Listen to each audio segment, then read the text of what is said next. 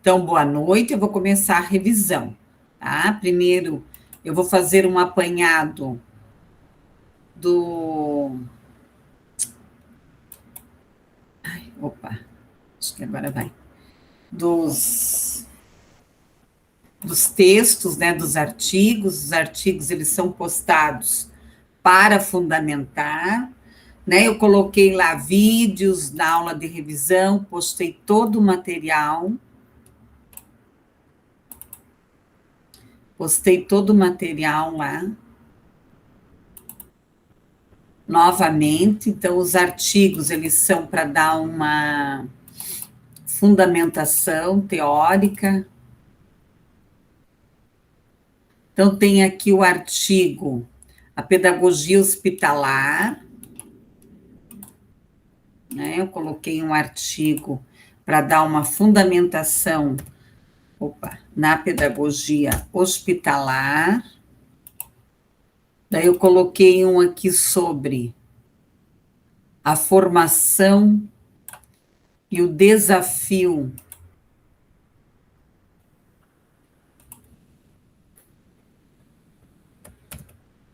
a formação de professores e o desafio da prática. Daí eu coloquei também lá, né, que são vários documentos, vários modelos aqui de documentos importantes para a prática de vocês, né, de observações e tudo mais. Sobre o TDAH, sobre relatório de avaliação, observação de material, observação de alunos, de estudantes. Então, alguns roteiros ali que eu vejo que é de suma importância para a carreira de vocês, tá? Para a carreira de vocês. Aqui mais o texto também sobre neurociências. Um outro sobre a questão das dificuldades de aprendizagem dentro do contexto escolar. Se alguém tiver dúvida. Aqui a questão da cartilha, dos transtornos específicos da aprendizagem. Se alguém tiver interesse, é mais pautado no ensino superior, mas vai que vocês, né, de repente, alguém vá trabalhar como pedagoga no ensino superior. Aqui tem a Semana Pedagógica do Estado, que é um material que fala sobre as dificuldades de aprendizagem, que eu achei muito bom o material. Eu estava sobre domínio público, eu passei para vocês. Aqui também os estilos de aprendizagem, né, um estudo sobre os estilos de aprendizagem. Um outro texto aqui sobre o aprender, a questão da metacognição. Ok? A metacognição. Aqui também a neurociências. É uma apostila,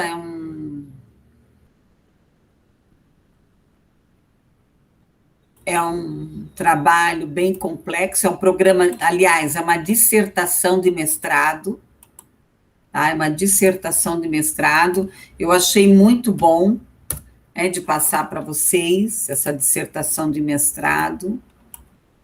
Fica como uma fundamentação teórica e dissertação, sempre é um material muito bom, porque ele vem pautado em pesquisa. Aqui nós temos uma abordagem, o papel do professor no processo de ensino-aprendizagem também. Um outro texto sobre a pedagogia empresarial,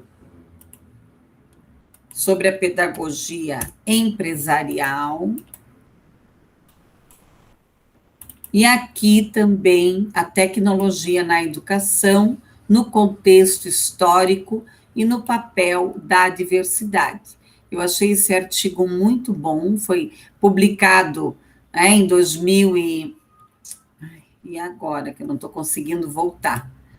publicado em 2017, então é um artigo recente.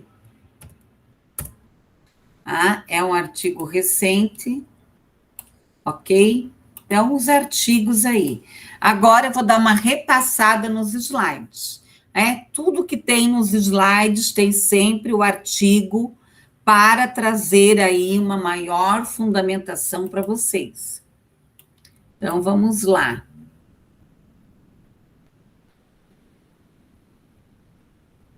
O que tem aqui? Eu vou começar aqui pela dificuldade de aprendizagem.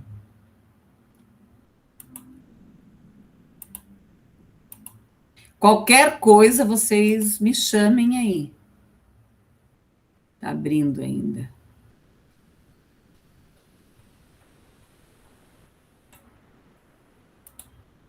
Mas já abriu, ó, danadinho.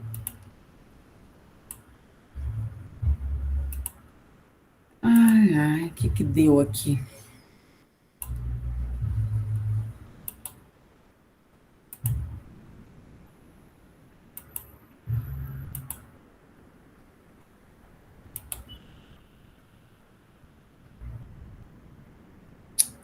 Não tá dando, ó. Só um minutinho, tá?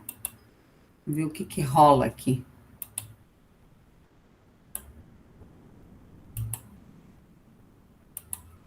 Ó, não abriu. Vamos ver de novo.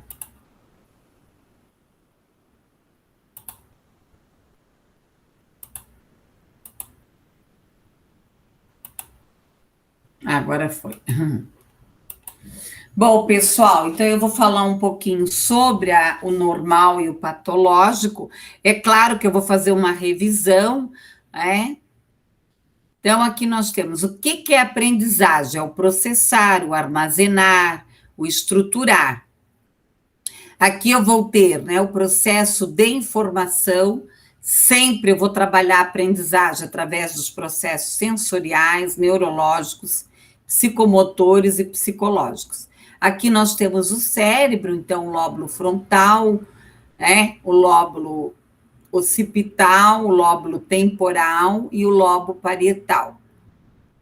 Então, o que eu tenho que ter, né? O que a criança, o que o estudante precisa para que ele aprenda? Ele precisa estar pronto, com uma maturação intelectual, social, emocional, ter um ambiente que proporcione a ele realmente um processo de aprendizagem, tá? Então, aqui, a aprendizagem, ela vai se efetivar, ela vai se concretizar nas linhas neurológicas, através do armazenamento, da integração, da regulação no sistema nervoso periférico. Então, o hemisfério esquerdo aqui, nós vamos ter os símbolos, a leitura, a linguagem, a escuta, a associação auditiva, as relações no direito espaciais, aqui a criatividade, a música, a visualização.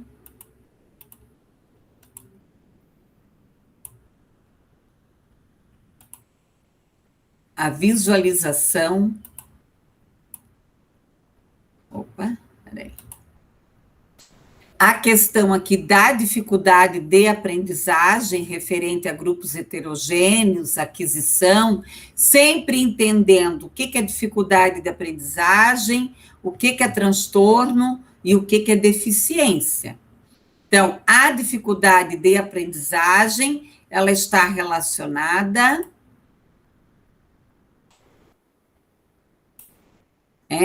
o estudante, ele não tem um laudo, né? Ele não tem um laudo, ele tem uma dificuldade num conteúdo específico. Transtorno é que ele tem o quê? Uma disfunção neurológica. Com laudo, logicamente, com uma ADP, com uma avaliação de desenvolvimento psicoeducacional. O deficiente, ele também tem laudo. Então, os transtornos aqui de aprendizagem, a descalculia, a dislexia, disfasia, desortografia. O que é a dislexia? É uma lentidão, é uma dificuldade na leitura. Consiste em que, geralmente, o estudante que tem dislexia, ele tem uma lentidão no processo de aprendizagem, uma baixa escolaridade, ele tem aqui uma questão silenciosa, às vezes a escola não detecta, tá? Geralmente é em sexo masculino, mas é muito relativo, tá? Então, geralmente aqui as letrinhas dançam, né? Eu falo que para o dislexo as letrinhas dançam. Aqui nós temos vários casos, aqui a própria Agatha Christie, uma baita escritora, né, de romances policiais, e outros atores aqui, pesquisadores, o próprio Darwin, e tantos outros aqui que eram dislexos. Né? Estou vendo aqui até o Tom Cruise, né, pessoal? Então, né, o Robin Williams, né, e tantos outros aí.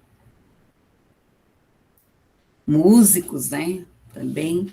Transtorno da matemática. Então, nós vamos ter aqui a questão da descalculia.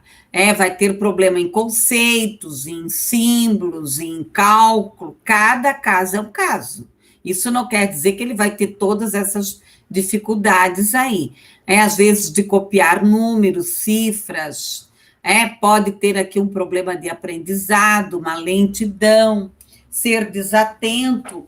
Ainda dentro desses transtornos, o estudante pode ter uma hiperatividade, uma impulsividade, uma dificuldade aqui, um problema de aprendizagem dentro da descalculia. Bom, nós temos aqui um TDAH, né? Déficit de atenção, hiperatividade e impulsividade. O estudante pode ter os três ou um só. Então, ele vai ter dificuldade aqui de trocar objetos, de terminar tarefas, perde chave, ele é desorganizado aqui. Geralmente, ele tem baixo rendimento nos conteúdos escolares, porque ele acaba não se concentrando nas atividades. Eu já tive um estudante com hiperatividade e déficit de atenção na Uniandrade. Ele era um excelente aluno, mas tinha horas que ele pedia para sair da sala, porque ele não aguentava, né? O uso, às vezes ele pode ter outros problemas, né? Se envolver com droga, coisas assim, pela baixa estima e tudo mais. Isso não quer dizer que ele se drogue, né? Toda pessoa que tem problema, né, pode ir para esse lado aí. As causas sempre podem ser genéticas, emocionais, sociais, neurológicas. Aqui a disgrafia é uma dificuldade na escrita, tá? A desortografia é uma capacidade de transcrever a linguagem oral, faz trocas, faz confusão de letras, consoantes, vogais, omissões, fragmentações. Também as causas, elas estão sempre pautadas nos orgânicos, psicológicos e pedagógicos socioculturais. Tá? A disprasia é uma dificuldade no movimento, disfasia, um distúrbio na fala, de estruturar, ordenar, afasia, de compreender a linguagem.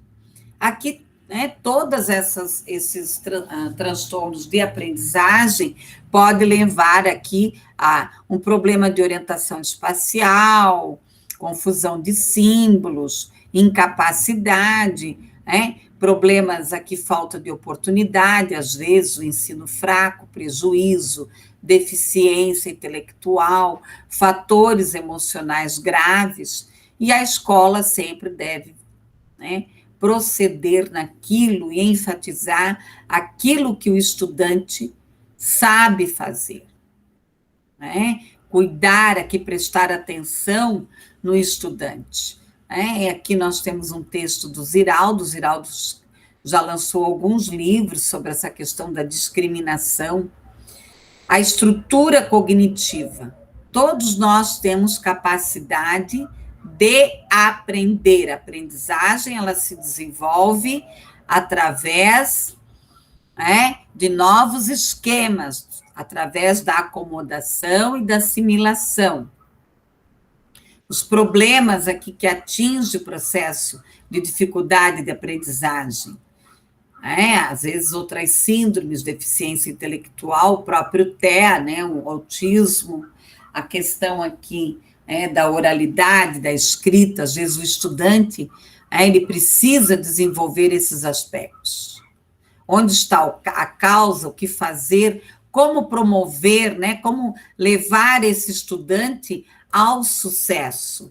Então, muita coisa que nós vimos durante todo o bimestre, a questão da flexibilização, da dedicação desse professor, a questão do lúdico, de alfabetizar mesmo, insistir em procedimentos ineficazes, não.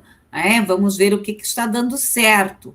Trabalhar aqui o processo de aprendizagem, as estratégias. Então, aqui tem várias sugestões aqui nesse material de como que você pode estar trabalhando aqui com o teu estudante. Cuidar com as correções, não humilhar, trabalhar estratégias diferentes, tentar baixar essa ansiedade, aqui a interferência, a experiência, a ansiedade, a aprendizagem, a produção escolar, os transtornos de aprendizagem, as dificuldades, verificar a questão da lateralidade, do ritmo, do esquema, da noção. Por isso, da importância de se trabalhar com uma equipe interdisciplinar, com os professores de área, como de educação física, de artes, que podem estar nos ajudando bastante neste processo, tá? Então, trabalhar aqui a agilidade, não patologizar a dificuldade, carimbar um rótulo no estudante. E aqui, um roteiro de observação, olhar mais, ouvir mais, buscar mais, discriminar menos o aluno, a família, seus professores, trabalhar em conjunto, o aluno, a família, a equipe, os terapeutas, enfim, nós temos aí muitos desafios pela frente, pessoal? Na área da educação, os desafios são gigantes, são gigantes. Então, nós temos aí muita coisa. Bom, eu vou fazer uma revisão aqui nos estilos de aprendizagem.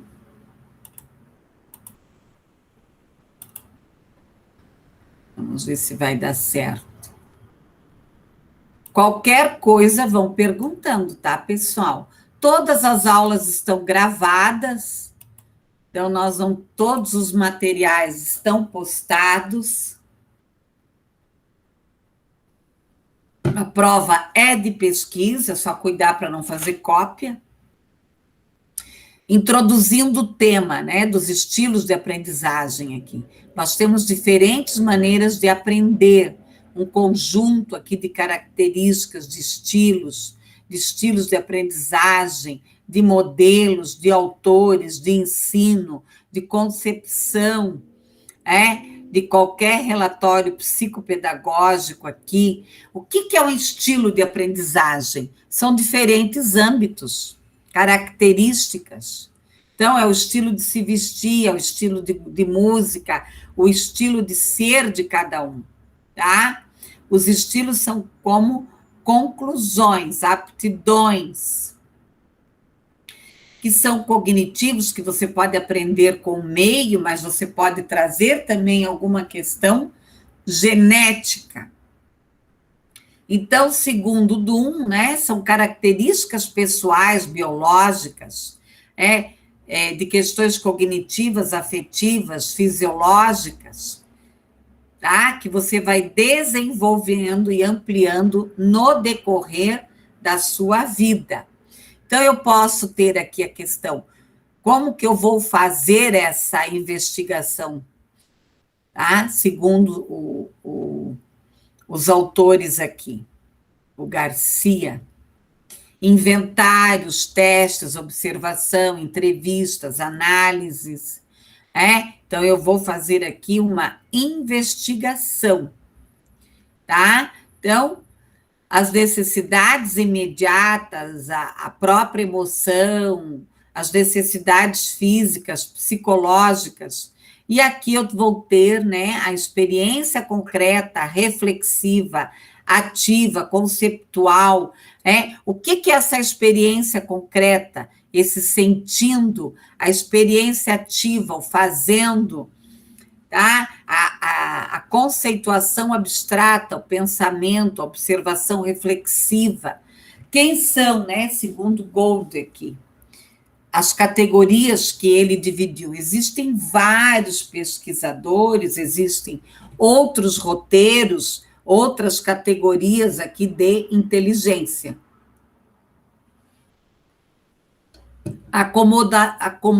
Acomodadores, experiência concreta. Divergentes, aceitam sem analisar os caminhos. Assimiladores, trabalham de forma criativa. Convergente, são ações geradoras convergentes aqui, tá? O modelo de Gold, nós temos aqui os motivadores, a questão aqui dos alunos divergentes, os assimiladores, os convergentes. Então, nós vamos trabalhando aqui de acordo. Aqui uma outra divisão de Hohmann, né? O ativo é ter uma experiência. O pragmático, ele gosta de planejar. O teórico, ele vai concluir. O reflexivo, refletir aqui. O modelo aqui, baseado no seu estado, a questão da informação, da rotulagem, envolve-se aqui completamente, agora, né, a questão aqui de trabalhar a questão do estilo ativo, desenvolver. Então, um estudante que tem um estilo ativo, ele não pode ter atividades muito paradas. O reflexivo, ele vai pensar, analisar. O teórico, ele vai pesquisar, tudo ele vai buscar uma teoria para apresentar. O pragmático, ele gosta de ideias, de experiências, tá? Como é que eu vou ensinar? Eu vou criar estratégias diferentes, sempre, de acordo com os estilos de aprendizagem daquele estudante. Meu Deus! Deu algum problema aqui, pessoal? Ela não conseguiu entrar, Suzana? Pede para ela pedir de novo. Estou aqui, prof. Ah, tá. Não, sabe o que é? Esses dias os alunos estavam reclamando, não de mim, de uma outra professora, mas é o sistema mesmo. Será que tem mais alguém fora, pessoal? Não? Porque agora ele está mostrando assim, vejam lá, meninas, se tiver, peça para pedir, ó. Ah, não. Não é nenhum aluno, não. Ai, que susto. Pensei que eu tinha deixado você de fora, Suzana. Desculpa aí, né? Pessoal, nós vamos trabalhar agora a questão da metacognição. O que é a metacognição?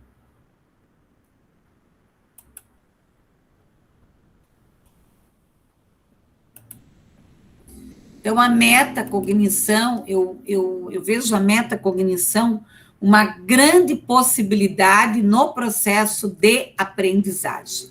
Então, aqui, né, mostrando as competências, as habilidades, as atitudes e a aptidão aqui, né?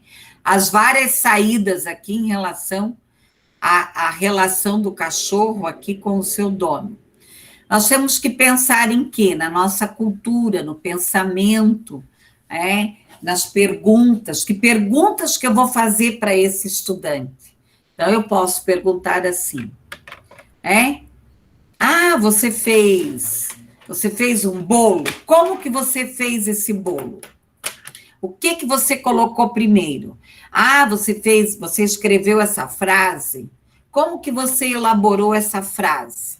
Então, aqui tem um exemplo, né, que o texto traz. E o que que é essa metacognição? É a capacidade que o indivíduo tem de conhecer-se a si mesmo e de autorregular a própria aprendizagem, as estratégias, é? A questão aqui da metacognição implica ser capaz de quê? Da consciência, do funcionamento, da reflexão. Então, qual é a escada da metacognição? Os alunos respondem por escrito. A questão aqui. Estou consciente do seu pensamento. Que passos dei? Para que me serviu? Em que outras ocasiões? Então, vamos lá. O que que eu aprendi? Então, o que que você aprendeu? Em relação à nossa aula, por exemplo.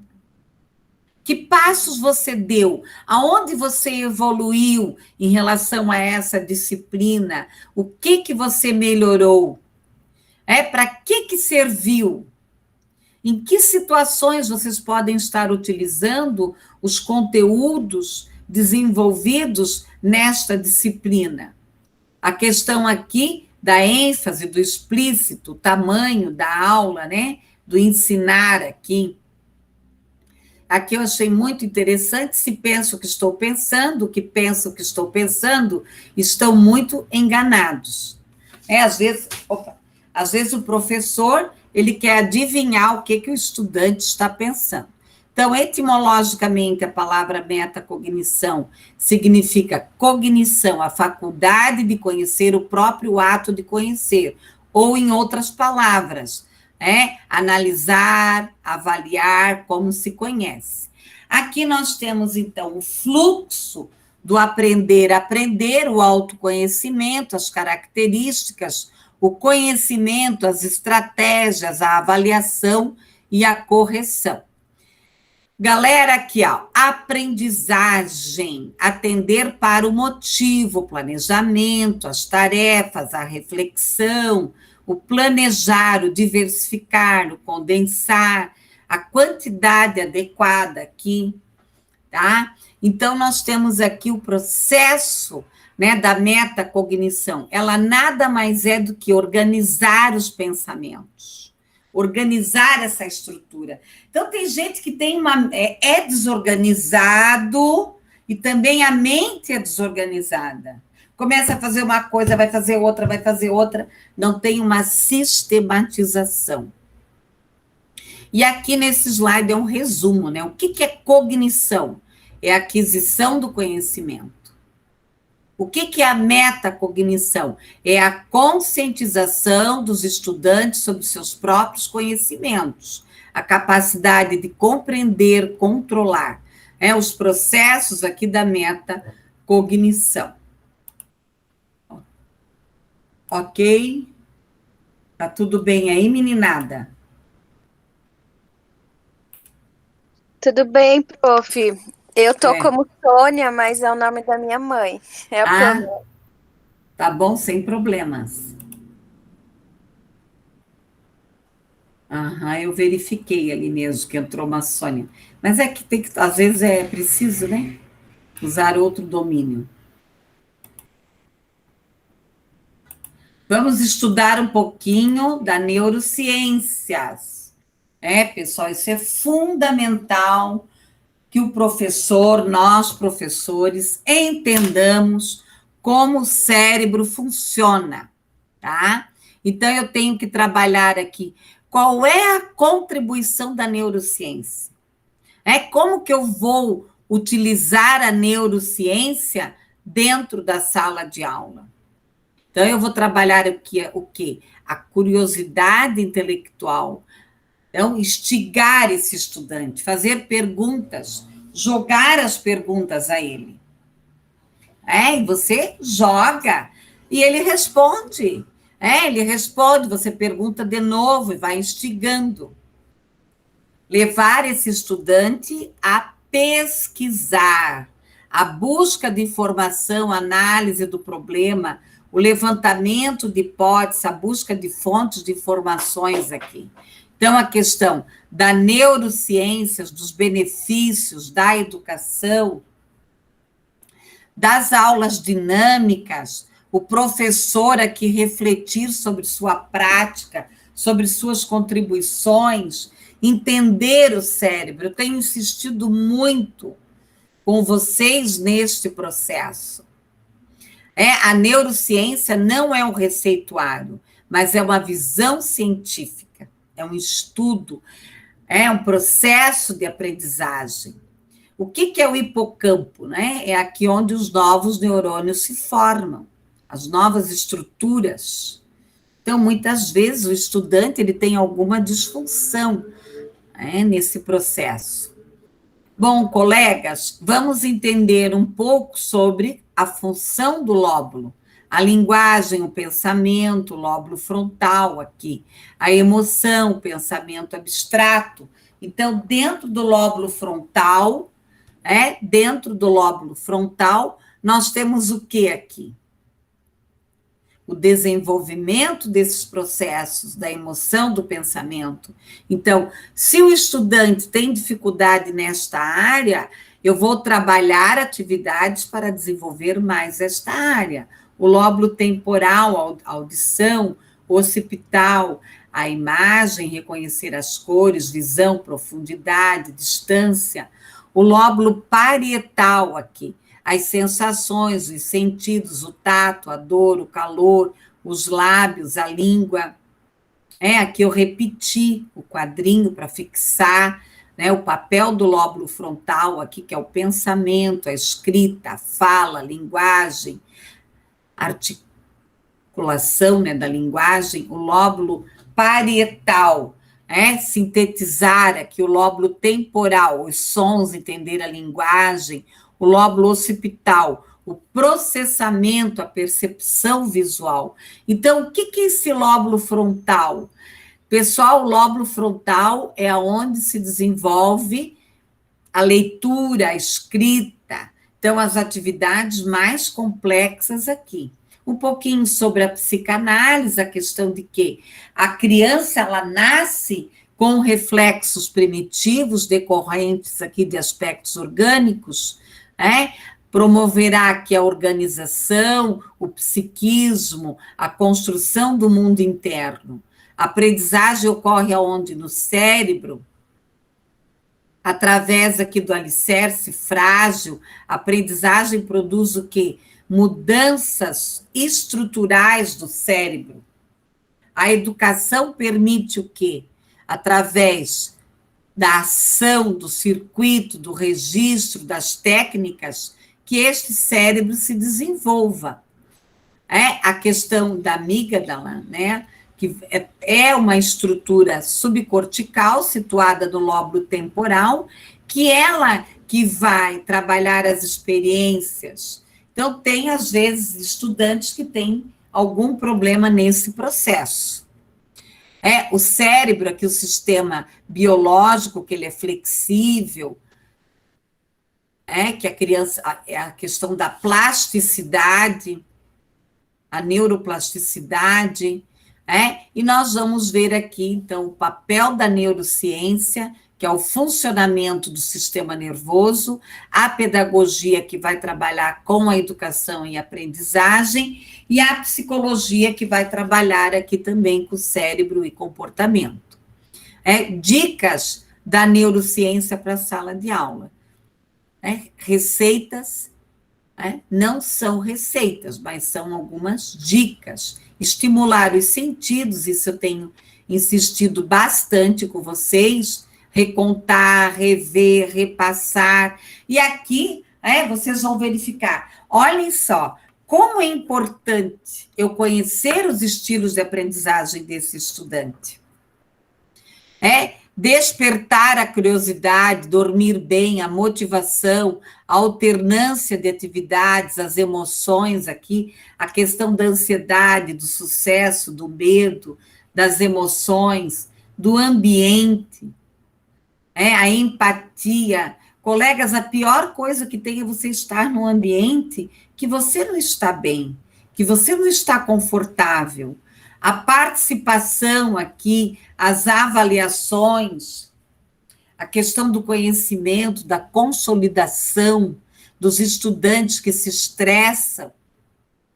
E aqui a aprendizagem baseada em problemas. Mobiliza mais recursos, permite estabelecer.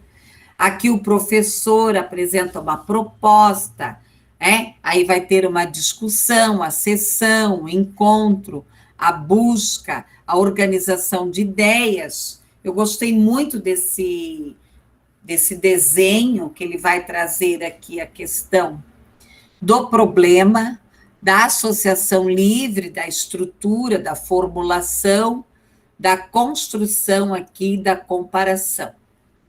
Pessoal, 7 passos para aprendizagem significativa. Analisar os termos desconhecidos. O que esse estudante não conhece? As questões do enunciado, elaborar explicações, selecionar síntese, o estudo individual, a socialização dos conhecimentos atingidos, selecionar o foco, sustentar a atenção, alternar, retornar, dividir, responder, repetição. E aqui estão alguns livros da neurociência.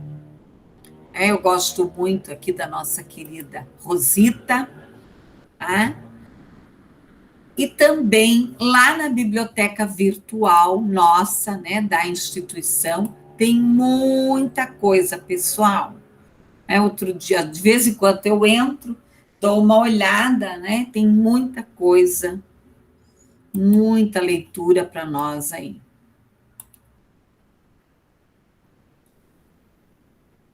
Será que eu não pulei nada aqui? Vamos ver.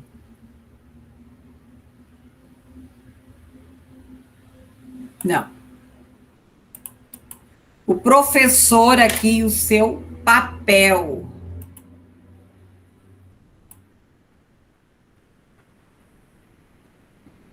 Eu acho que os 2 últimos slides, eles fecham praticamente a nossa matéria.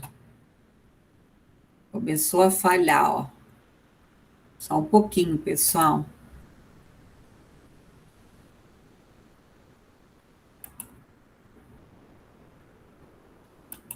Ele não quer permitir.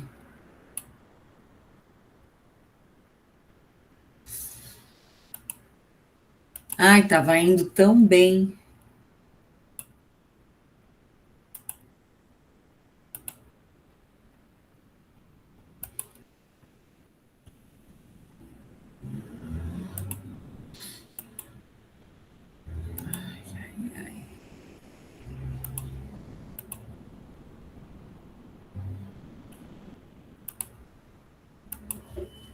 Ele não está permitindo compartilhar, só um pouquinho, tá?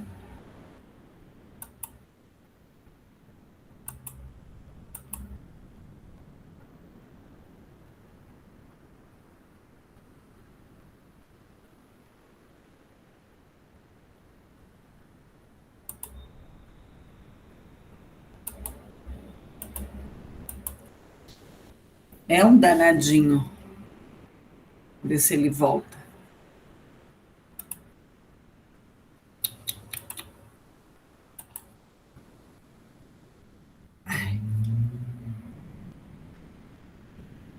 Ai, ai, ai, danado.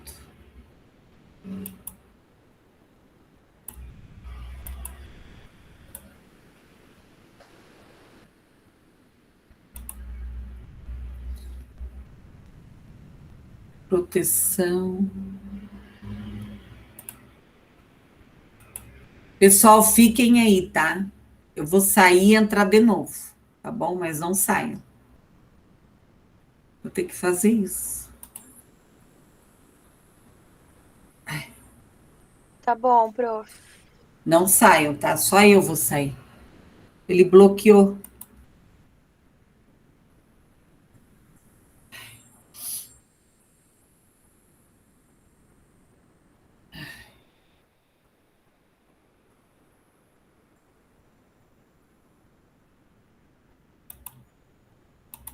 Ixi, agora piorou.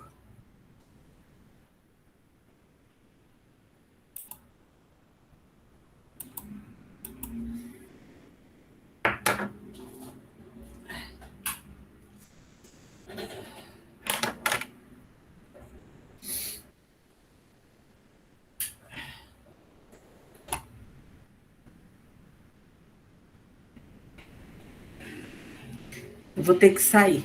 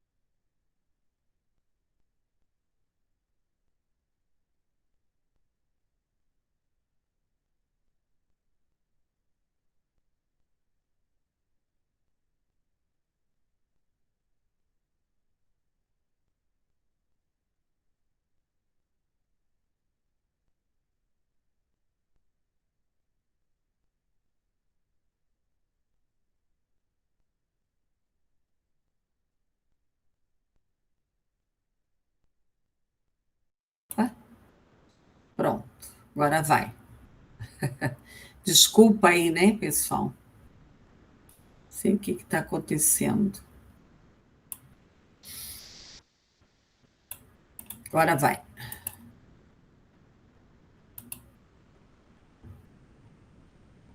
Não, tá indo. Danatinho.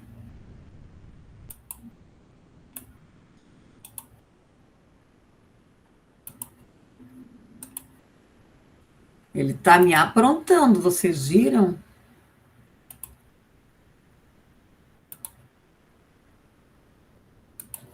Vamos ver se agora vai.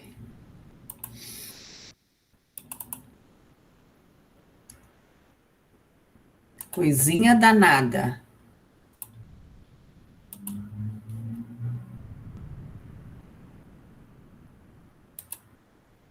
Agora foi. Não.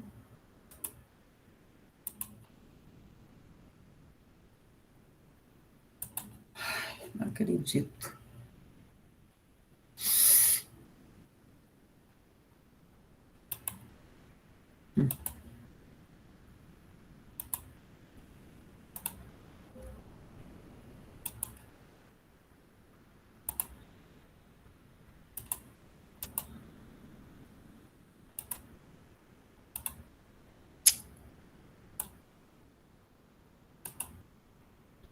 Agora vai.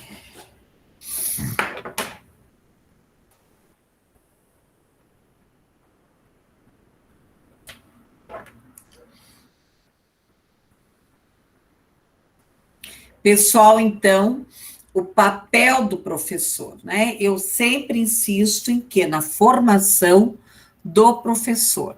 Então, esse professor, ele deve trabalhar com o quê? Com a questão de cooperar, de planejar, né?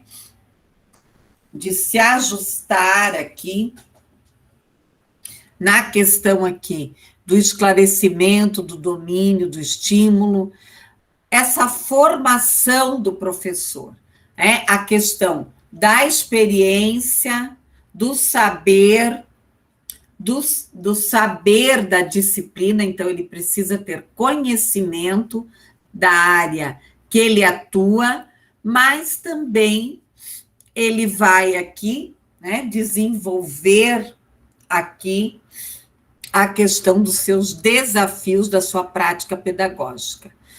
Identificar sempre quais são os desafios, aonde esse professor precisa melhorar, para que ele possa diversificar as suas práticas, interagir, acompanhar as mudanças, estabelecer um processo de formação prático, reflexivo, teórico, que realmente ele se torne uma pessoa reflexiva, pesquisadora, indignada, tá?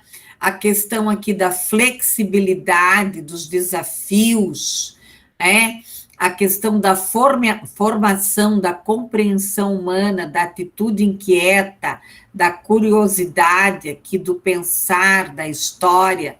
Eu acho muito bom esse quadrinho aqui do Pacto Nacional, ele traz muito bem a questão da formação continuada. Eu penso que se deve investir na escola como um todo, mas o professor, ele é, sim, a peça principal, né? Se ele tem uma boa formação em todos os aspectos, a escola está bem calçada, ela está firme. Nós temos aqui a ação prática, teórica, a questão de reflexões, a troca de experiência, continuar a aprender, a formação de uma rede. Nós temos aqui a geração do novo conhecimento. Então, revisar, explicar, construir, explorar, fornecer, investigar. A questão da tecnologia, lembrando sempre que não é só computador, mas todo o processo, o papel, a caneta. E aqui, 5 dicas para utilizar a tecnologia. Qual recurso que eu vou utilizar? Qual é a vantagem? Qual é a importância? Como que eu vou utilizar? Como que eu vou oferecer essa tecnologia para o estudante?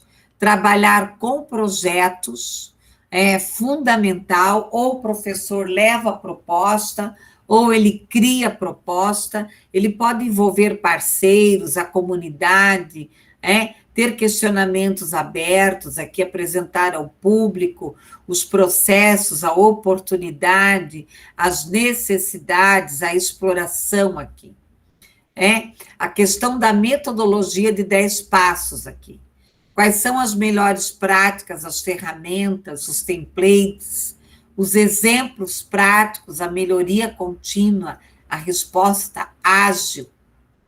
E aqui nós temos, então, as referências, pessoal? Sempre pensando em realmente atuar aqui, através da experiência, do pedagógico, da disciplina, da questão aqui da nossa formação como um todo. Alguma dúvida até agora? Tá tudo bem tranquilo? Tranquilo, Qualquer coisa me questione aí. Vamos ver se o último ele não vai falhar, né? Acho que não. Ainda bem. Bom, pessoal, nossa última aula, aula passada, que nós falamos, então, dos temas contemporâneos e transversais. Se nós olharmos pelos parâmetros curriculares nacionais, nós vamos ter como temas transversais, a respeito dos conteúdos, da área do conhecimento, e aqui, quais são os temas transversais dos PCNs? Saúde, ética, orientação sexual, trabalho, consumo, meio ambiente, pluralidade cultural. E os temas contemporâneos transversais. Aí é o que se tem hoje em pauta. É o que eu já falei em outras aulas. Eu não jogo nada fora. Eu tenho aí os parâmetros curriculares como uma fonte de pesquisa.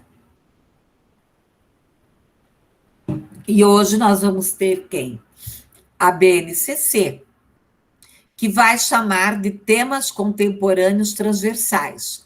O meio ambiente, ciências e tecnologias, o multipluralismo, a questão da cidadania, do civismo, da economia, da saúde. Então, trabalhar, né, esses temas contemporâneos transversais. Eu falo sempre que eles são o quê? Um tronco do currículo. Eles estão no currículo e não estão no currículo. A questão das tecnologias, a interligação, a interconexão. Então, nós vamos ter aqui os domínios da tecnologia e da técnica. O ensino híbrido.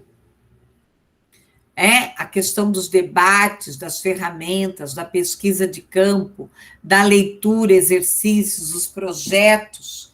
Então, claro, o ensino híbrido, se o estudante vai estudar um tempo em casa e um tempo na escola, eu tenho que pensar em como que eu vou organizar esse tempo que o estudante vai ficar na escola e o tempo que ele vai ficar em casa. E é um trabalho redobrado aqui, para o professor e para o estudante também. A questão dos desafios do professor, a questão do feedback, a educação híbrida aqui, as aulas podem ser mais dinâmicas, flexíveis, acessíveis, enfim. E aqui uma questão bem importante nós entendermos o ensino à distância, que é uma modalidade à distância autorizada pelo Ministério da Educação e Cultura há muito tempo, trazendo a questão da flexibilização dentro dos cursos de graduação, de especialização. Existem aí alguns mestrados à distância, mas poucos, doutorado também. Pós-doc, muitas vezes a pessoa ela faz o pós-doc dela, uma parte presencial e uma parte à distância, mas aí já entra na modalidade semipresencial. E o ensino remoto, que foi uma medida emergencial, devido à situação hoje vivida. E aqui eu trago o exemplo, o exemplo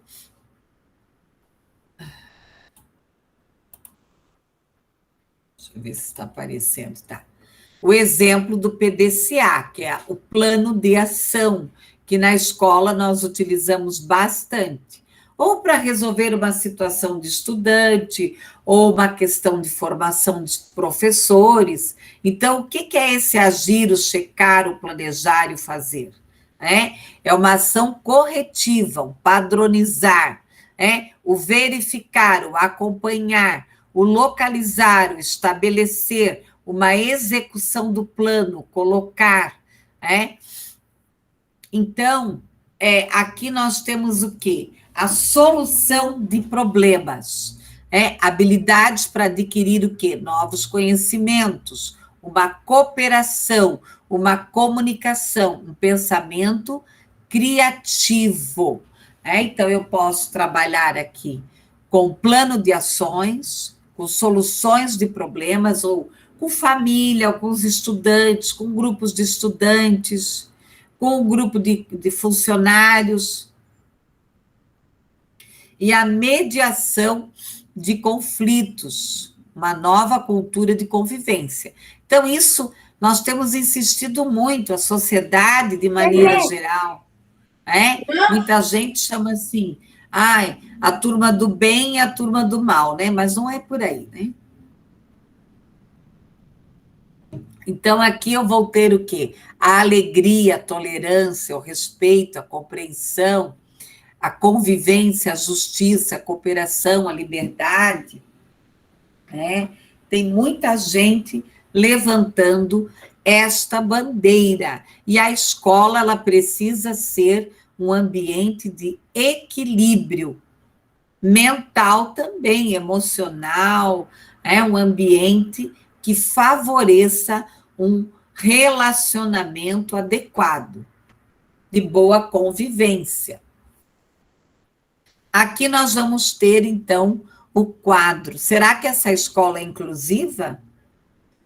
Ou ela só integra? Ou ela separa? Ou ela exclui? É necessário pensar nessas questões aqui. E a inteligência evolutiva, o pensar, a razão, o raciocínio, a reflexão, a síntese. Tem pessoas que são adultas e que têm dificuldade de fazer o quê? Uma síntese. Discernir aqui, sintetizar, escolher, decidir, sentir os sentimentos, a sensação, a emoção, a questão aqui do agir, do fazer, do aplicar. Então, se eu pensar, quando eu for elaborar o meu planejamento, as estratégias, eu pensar nisso, nesses 4 pilares aqui, já é bastante, no discernir, no pensar, no sentir, no agir. O mundo, os traços de um mundo em mudança. Qual a didática que eu vou utilizar aqui? E aqui, trazendo a crise do papel, a separação entre cultura acadêmica, a deteriorização do meio ambiente. Uma situação complicada aí. Aqui a escola, um lugar o quê? Político. O que é esse lugar político? É um lugar de ações, de mudanças, de luta, de identidade, mas também um lugar de castração. Quem puder, em algum momento, leia sobre Foucault. Foucault traz muito essa questão institucional, esse mal que muitas vezes a instituição faz de robotizar as pessoas, de robotizar. A questão do governo, quais são as ações, o movimento, a relação de poder aqui, o artefato, o campo de disputa. Aí eu vou ter aqui as tecnologias da informação, a sociedade da informação. O que é a tecnologia? É o que eu tenho. Então, eu tenho esse microfone aqui, eu tenho fone, eu tenho mouse, tá? E a sociedade da informação, Como que essas ferramentas, elas são utilizadas pela escola, pela sociedade, para levar a informação, o conhecimento à população. Então, nós temos aqui as economias globais, políticas, a alfabetização, a infraestrutura, a questão aqui da aprendizagem, da equipe virtual, a organização virtual, a questão da comunidade, a sociedade virtual. Por mais que uma pessoa diga, eu gosto de morar sozinha, eu me isolo do mundo, não existe mais. Não tem mais como. Nem lá no meio do mato, lá, sei lá onde. Tá? A TICT como instrumento. Então, a questão aqui de representar, de trabalhar, então eu posso usar como uma diversão, para ampliar aqui o conhecimento, pensar. E aqui o processo da aprendizagem em si. As políticas públicas. Quais são as leis, as políticas públicas, a questão da gestão, da parceria, das estratégias pedagógicas, da família. Qual é o papel de cada um? A pedagogia hospitalar, que ela vem para quê? Para atender o estudante que fica internado. Esse professor tem que ter formação, de preferência em educação especial inclusiva, ele vá na escola, ele participe verifique em que ano que esse estudante está, quais são as atividades, a educação corporativa aqui, a estrutura de gestão, a avaliação, a metodologia, a estrutura curricular, a gestão por competência, e aqui nós vamos adentrar aonde? Na pedagogia empresarial. Eu vou trabalhar com formação contínua, com a questão aqui de gestão, de recrutamento e seleção, de avaliação, de formação de equipes. A pedagogia domiciliar também é pautada no estudante que não tem condições de ir para a escola, por uma questão de saúde, de mobilidade, enfim. Esse professor, de preferência, ele deve ter formação em educação especial inclusiva, acompanhar esse processo na escola, verificar qual é o ano que ele está, as atividades, fazer essa parceria junto à professora, como aqui na pedagogia hospitalar. Pessoal, alguns modelos aqui de escola inovadora, nós temos a Escola da Ponte, o projeto Âncora, a abordagem Reggio Emília e tantas outras.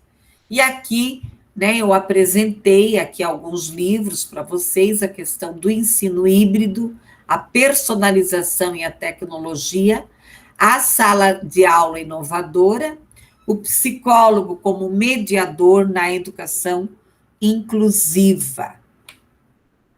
Tá bom, pessoal? Pessoal, é o seguinte, depois da prova, quando eu lançar as notas, eu vou marcar uma última live para vocês, para tirar dúvidas em relação à prova, eu vou fazer uma revisão da prova, tá? E das notas. Então, às vezes o aluno tem dúvida, daí já eu vou ler pergunta por pergunta, como eu fiz lá no primeiro bimestre. Pessoal, alguém quer comentar alguma coisa? O que aprendeu hoje? Como que foi a aula? Se alguém quiser se manifestar, fique à vontade. Todo o material está postado lá no AVA, inclusive as fichas de avaliações e tal, eu postei tudo, mas está postado também aula por aula, tá? Sem problema nenhum.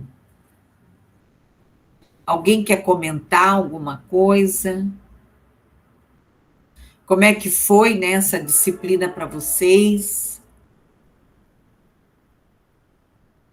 Tá tudo certo, Débora? Ninguém quer falar nada? Estão tudo quietinhos?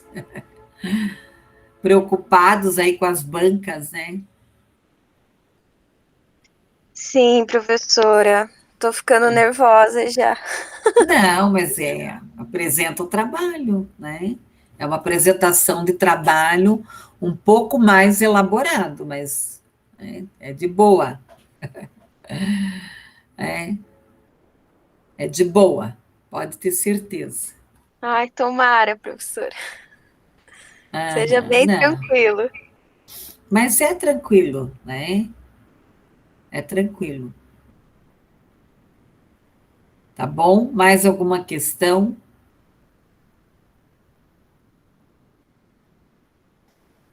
Alguém quer comentar alguma coisa do bimestre, né? Como é que foi do semestre? Não? Ninguém quer comentar nada? Prof, se eu comentar, eu choro. Por que, querida? Esse semestre foi uma loucura. Meu Deus, esse negócio quase me matou, na verdade. Não, né, Cíntia? Não pense assim. Foi corrido, Não. prof. Mas tá valendo mas... a pena. Os resultados, por si só, já tá valendo a pena. Mas depois vocês vão ver. Daí, quando termina, dá um vazio, viu? Sabia que eu já tô pensando, você Dá acabou de vazio. falar depois da prova, né? Como que vai ser depois que acabar a semana de prova? Porque a gente sempre ficava naquela, ano que vem, a gente tal coisa. Quando ia começar as aulas, e agora não tem esse negócio do ano que vem, acabou. Vocês Da vão gente ver. é reta final. E dá vazio. Eu lembro todas as. Eu estudei 12 anos na universidade sem parar, né? Seus ensinamentos foram ótimas oportunidades. Deixa eu só ler. Ah, muito obrigada, Débora. Mas assim, ó, eu lembro, né, que eu fiz 2 faculdades, 2 pós-graduação, tudo meio junto. Eu fiquei uns 12 anos lá na Univale. Meu Deus, o último dia eu chorei muito.